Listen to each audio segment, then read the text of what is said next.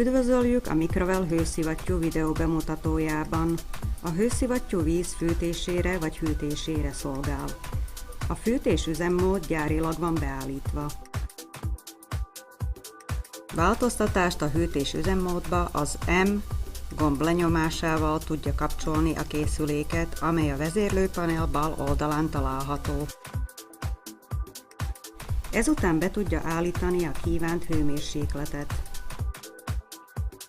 Ügyeljen arra, hogy a kívánt vízhőmérséklet a bal oldalon alacsonyabb legyen, mint a jelenlegi vízhőmérséklet a jobb oldalon. Fűtés üzemmódot egyszerűen visszakapcsolja az M gomb lenyomásával. Ezután be tudja állítani a kívánt hőmérsékletet.